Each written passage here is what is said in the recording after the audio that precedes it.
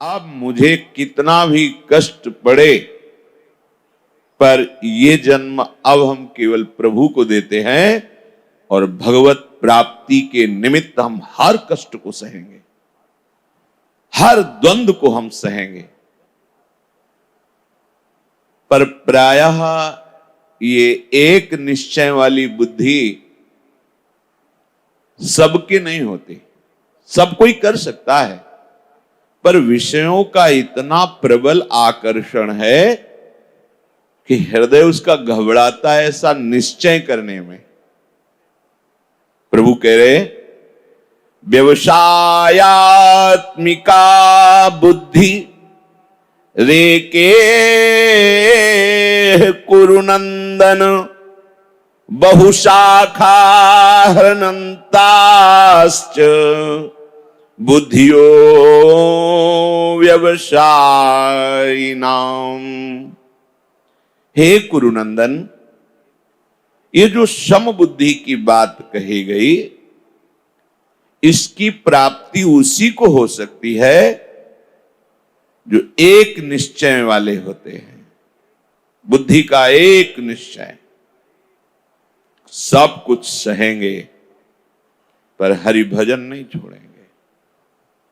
इस जन्म में मुझे प्रिया प्रीतम के समीप पहुंचना है, एक निश्चय। जिनका एक निश्चय होता है, हे पार्थ, वही समता को धारण कर सकते हैं। और जिनका एक निश्चय नहीं होता, ऐसे मनुष्यों की बुद्धि एक नहीं कही जाती।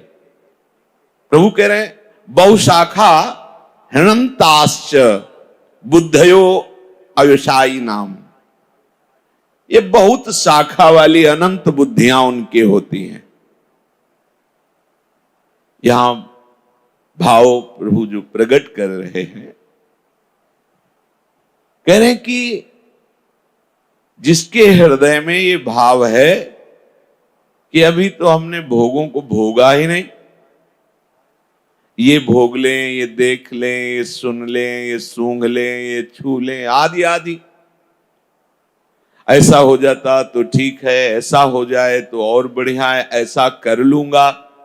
ये जैसे एक शाखा से बहुत छोटी छोटी टहनियां निकलती हैं, फिर उसमें और छोटी छोटी, ऐसे ही भोग की इच्छा मात्र से अनंत शाखाएं प्रकट हो जाती हैं। और यही संसार का बंधन है। ऐसा पुरुष क्षमता को नहीं धारण कर सकता, क्योंकि समता को धारण करने वाली बुद्धि एक निश्चय वाली होती है। सांसारिक वस्तु, पदार्थ, कामना, भोग, बहुत शाखाओं वाली बुद्धि इसमें विचरण करती है। लेकिन प्रभु की प्राप्ति वाली एक बुद्धि होती, सब तज हरिभज, खत्म। एक में काट दिया, पूरा संबंध काट दिया। धन की कामना, भोग की कामना, मान बढ़ाई की कामना, बहुत कामनाओं की भीड़ है, बस एक जगह से काट दिया कि मुझे प्रभु चाहिए और कुछ नहीं। सब तज हरिभज, काट दिया। और वो जड़ से कट गई तो उनकी बड़ी बड़ी शाखाएं, छोटी छोटी चैनियां, सब खत्म। इसलिए एक बुद्धि है। लेकिन भोगों वाली बुद्धि बहुत शाखाओं वाली, जैसे मिठाई पाई जाए। अब मिठाई में क्या पाया जाए? गुलाब जामुन, गुजिया, दूध पकौड़ी, ये बहुत शाखाएं। ये भोग किया जाए, बहुत शाखाएं। बहुशाखा हृनन्ताश्च बुद्धयो अव्यवसायी नाम। जिनकी भोग बुद्धि है, उनकी बहुत शाखाओं वाली, बहुत शाखा। किस किस को काटे? भीड़ लगी हुई, कामना, वासना, तृष्णा, इच्छा, राग, द्वेष। जिसके भीतर मैं भोग करूंगा ये भाव है, वो संग्रह में और भोगों में आसक्त रहता है, और भोगों की अनंत शाखाएं हैं। विचार करके देखो, हमें लगता है अगर ये भोग मिल जाए तो शांति हो जाएगी। भगवान कह रहे हैं, जिन्होंने रचा है, कह रहे हैं अनंताश्च बुद्धयो अविषयाई नाम, अनंत शाखाएं उसकी है। जैसे अगर सुंदर पत्नी मिल जाती और उससे एक पुत्र हो जाता, फिर बाद में सोचते कि आगे धर्म करना है, भजन करना है क्या, पर पहले एक ही ऐसा हो जाए। अब वो पत्नी सुंदर कैसे मिले? अगर बढ़िया मकान होता, गाड़ी होती, अच्छे रुपया होते, तो पत्नी बढ़िया मिल सकती थी।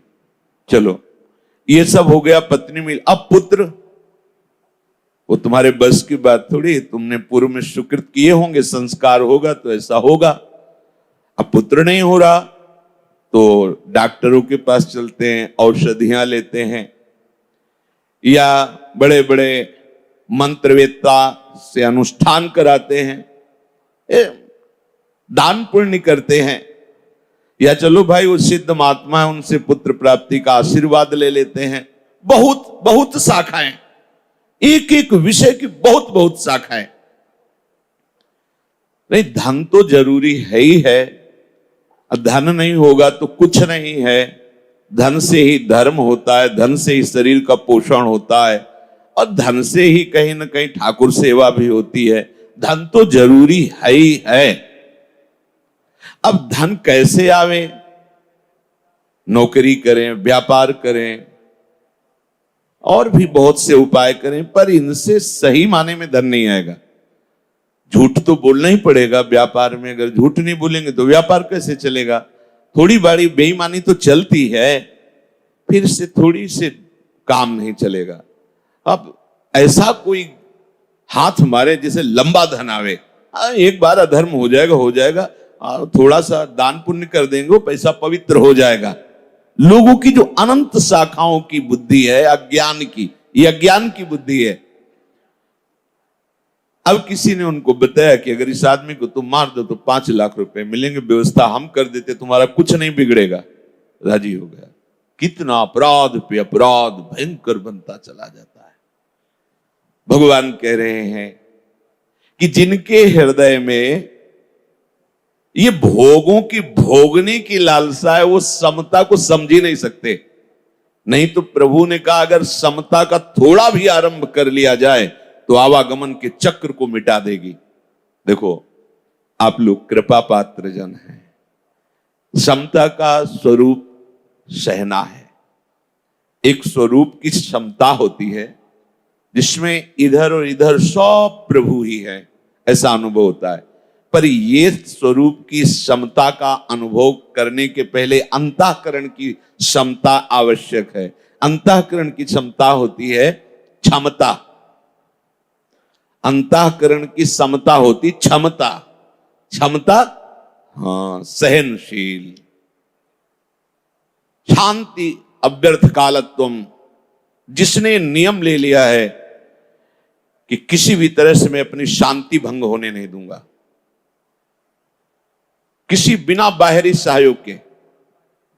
देखो, इसमें अगर बाहरी सहयोग लेने की आपने थोड़ी भी इच्छा की तो अनंत शाखाएं फूट पड़ेंगी। हमें इच्छा ही नहीं रखनी। हमारी सुरक्षा का भार और हमें अप्राप्त की प्राप्ति कराने का भार हरि गुरु के ऊपर है। बिल्कुल विश्वास रखो, किसी अस्त्र में ताकत नहीं है कि आपके पांच भौतिक शरीर का भी भेदन छेदन कर सके, क्योंकि प्रभु हैं, और अगर उनका विधान है तो किसी भी रक्षा कवच की ताकत नहीं कि बचा सके। बिल्कुल दृढ़ निश्चय कर लो। पर यह दृढ़ निश्चय भगवत कृपा से ही होगा, नहीं तो हम बातें जरूर करते हैं प्रभु के विश्वास की, पर हम विश्वास रखते हैं अस्त्र शस्त्रों में, विश्वास रखते हैं मित्रों में, अंगरक्षकों में।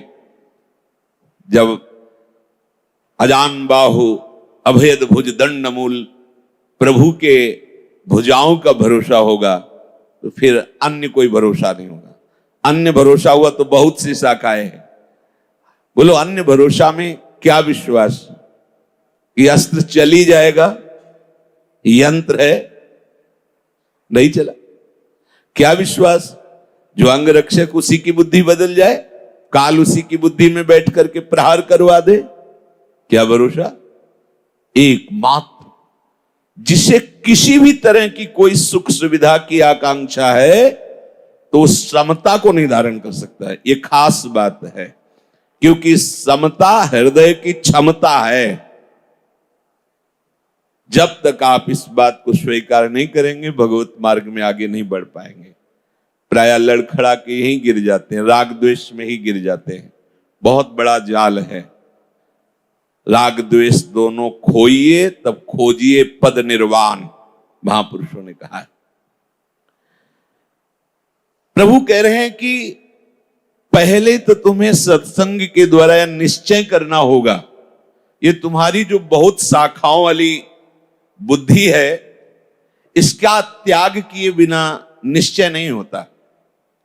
हमारी जो बुद्धि बहुत शाखाओं में फैली हुई है, उसका कारण ढूंढना होगा। हमारा बहुत शाखाओं में भ्रमण करने का कारण है सुख। हम कहीं भी किसी भी व्यक्ति से, वस्तु से, स्थान से या कहीं, उसका कारण होता है सुख भोगना। ध्यान दीजिए, पूरी की पूरी जीवन इसी में व्यतीत हो जाता है, सुख की खोज। और इधर सुख है नहीं। दुखालयम भगवान ने बनाया और मोटी हेडिंग में लिख दिया, दुखालयम अशाश्वतम, ये नाशवान है और दुखमय है। और आप उसी बाजार में जहां दुख बट रहा है, दुख योनयः, जिसके भोगने से दुख ही प्रकट होगा, वहां सुख की खोज कर रहे हैं तो अतृप्त ही रहते हैं। कारण उसका है, वहां है नहीं वो। कीट पतंगे से लेकर बड़े बड़े सम्राट तक सब अभावग्रस्त हैं। ये महापुरुषों की अंतर्दृष्टि से देखा गया है। एक छोटे कीट से लेकर एक बहुत बड़े सम्राट के हृदय को देखा तो अभाव ही अभाव है, अतृप्ति ही अतृप्ति है। अपने को लगता है अगर इतना रुपया हो, इतनी वस्तु हो, ऐसा सुंदर रूप हो, ऐसा मकान, ऐसा जैसे हम कल्पना करते हैं, ऐसा ऐसा हो तो हम सुखी हो जाएं। तो बहुत से लोग ऐसे जो तुम कामना कर रहे हो वो उनको सहज में प्राप्त है, तो वो निष्काम हो जाना चाहिए। पर वो उससे बड़ी कामना कर रहे हैं, उससे बड़ी कामना, वो उससे बड़ी कामना। समझो, ये बहुत शाखाओं को काटना होगा, नहीं भगवत मार्ग में आगे नहीं बढ़ पाएंगे। सबको अभाव ही अभाव है, सबको। दुखालयम अशाश्वतम में जो सुख खोज रहे, सबको अभाव है। महापुरुषों ने देखा, कोई कितनी भी सांसारिक संपत्ति का या कितने ही उच्च पद का अधिकारी क्यों न हो जाए, वो अपनी स्थिति से कभी भी संतुष्ट नहीं हो सकता। सांसारिक संपत्ति और सांसारिक उन्नति आपके हृदय में अभाव ही पैदा करेगी। अपने से बगल वाला पड़ोसी जो है थोड़ा सुख सुविधा में है, और यद्यपि प्रभु ने सब सुख सुविधाएं आपको भी दी है, पर आप उसकी देख देख के सुख सुविधा जलेंगे। बगल वाली दुकान में दो चार ग्राहक ज्यादा आ जाते हैं, आप बैठे बैठे सोचेंगे क्या विधान हो कि ये कैसे नष्ट हो। अरे बड़ा प्रपंच है, बड़ा प्रपंच। चाहे जितनी संपत्ति हो और चाहे जितना बड़ा पद हो आपका, हृदय में अभाव ही रहेगा। कोई न कोई वस्तु, कोई न कोई चाह, कोई उसके हृदय में किसी वस्तु की कमी चुभती रहेगी। अगर ऐसा हो जाता तो ठीक है। प्रभु का बड़ा विचित्र माया प्रपंच है। पदाधिकारी लेकिन विपक्ष बहुत हो। हम इतना करते हैं पर विपक्ष जो है ये सबसे ज्यादा हमें अब कैसी कैसी जलन, कैसी कैसी अशांतियां। बड़े बड़े देवताओं तक की यही दशा है। जहां अतृप्ति है, अभाव की वेदना है, चित्त अशांत है, चित्त चंचल है, वहां सुख की संभावना भी नहीं है। अशांतस्य कुतः सुखम। बहुत चंचल चित्त है, ये करूं कि ये करूं, ये भोगूं कि ये भोगूं, ऐसा हो जाता वैसा हो जाता, अशांत चित्त है। और हमारा शास्त्र कहता है अशांतस्य कुतः सुखम। जो अशांत है वो सुखी कैसे हो सकता है? ये अतृप्ति बढ़ती ही रहेगी, तब तक नहीं मिट सकती जब तक ऐसी वस्तु प्राप्त हो जाए जिसके प्राप्त होने के बाद कुछ प्राप्त करना बाकी नहीं रहता, जिसको जान लेने के बाद कुछ जानना बाकी नहीं रहता। यही शांतस्य है, यही सुख है, यही परमानंद है। प्रभु को पा लेने के बाद कुछ पाना बाकी नहीं रहता, और प्रभु को जान लेने के बाद कुछ जानना बाकी नहीं रहता। आप देखो, एक दिन चिंतन हो रहा था कि एक अंगूठी एक सोने की लर में बंटवारे में इधर से उधर हो गई तो भाई भाई के जान घातक हो जाते हैं। और वैराग्य की भावना मात्र आने से सब आभूषण ऐसे तिनके की तरह उतार कर छोड़ दिए, मुंडन करा लिया, रज लगा ली। तब विचार आता है कि देखो, प्रभु की अभी प्राप्ति नहीं हुई, प्राप्ति की तरफ कदम रखा, कैसी कैसी तृप्ति। अब मुझे ये सब नहीं चाहिए, ये जो मन भावे सो हमें। रज लगा ली, मुंडन करा लिया, क्या हो रहा है? ये अभी मिले तो नहीं ना प्रभु, लेकिन ये मार्ग ही ऐसा, इसमें कदम रखते ही ये सब तिनके के समान हो जाता है। सुरपति नरपति लोकपति जिनके भाव है घास, तिनके के समान। कैसा आश्चर्य में होता है। जिस रुपया पैसा संपत्ति भोग के लिए जीव परेशान है, उस पद प्रतिष्ठा रुपया संपत्ति भोगों को ऐसे ऐसे तिनके की तरह, अभी भगवत साक्षात्कार नहीं हुआ कि भाई सुख हो गया तब त्याग है, नहीं। उस सुख की छोटी सी लालसा सत्संग से उदय हुई, सब संबंध, सब भोग सामग्री, सब सुख सुविधाओं को तिलांजलि दे करके प्रभु के भरोसे हो गए। देखो ना, सब शाखाएं कटती चली जा रही। तो जो पूर्ण है, जब तक उसका आश्रय नहीं होगा तब तक ये बुद्धि बहुत शाखाओं में दौड़ाती रहेगी। वो पूर्ण एकमात्र प्रभु है, हमारे प्रीतम हैं।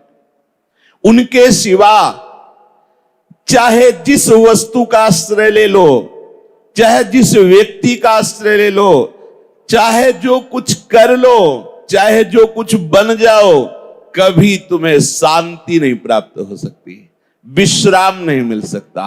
और अशांतस्य कुतः सुखम, अशांत है हृदय तो सुख कहाँ है? परिणाम अशांत का विनाश ही होता है। इसलिए शांत हो जाओ, शांत बैठ जाओ, धैर्य पूर्वक विचार करके प्रभु का आश्रय लेकर निश्चिंत हो जाओ। प्रतिक्षण जो भी देख रहे हो, जो भी अनुभव कर रहे हो, ये सब विनाश की तरफ जा रहा है। प्रतिपल तुम्हारी अतृप्ति बढ़ती जा रही है और जीवन विनाश की तरफ जा रहा है। कैसे तुम विश्राम प्राप्त कर पाओगे? संभव नहीं है। इसलिए ये जो अतृप्ति है, ये भोगों की नहीं है, ये प्रभु की है, सबके हृदय में। एक जो किसी वृद्ध से भी पूछो, ये पूरा जीवन अब आप वो जलता मिलेगा। अपने तो देखें, अब विषय मदिरा पी है तो भले कह दे कि भाई हम सुखी हैं, नहीं जब प्यार से पूछोगे, उसे ये पता हो कि हमारे दुख का निवारण कर देंगे, तो पूरी लिस्ट आ जाएगी सामने। बिंदौर से हम ऐसे भ्रमण कर रहे थे, यमुना जी के किनारे है फतेहपुर जिला उधर, तो ऐसे गली से निकले तो आवाज आई, स्वामी जी रुकिए, स्वामी जी। देखा तो नीचे एक सीढ़ियों से भागते हुए एक वृद्ध आ रहे थे, आए देविये से, फिर रुके, बोले बहुत हमें कष्ट दिया जा रहा है, ये जो आप बिल्डिंग देख रहे हैं मेरी है, मेरे 2 पुत्र हैं, दोनों को हमने दे दिया, उनका अधिकार हो गया, अब हमें न तो चाय मिलती है, न भोजन मिलता है, न कहीं प्यार भरा वचन मिलता है। अब ये इस जेल में मैं रहा हूं, ये सब कुछ मेरा है, संपत्ति सब मेरा, जो अपमान होता है मेरा, जो, तो मैं बहुत दुखी हूं, क्या करूं।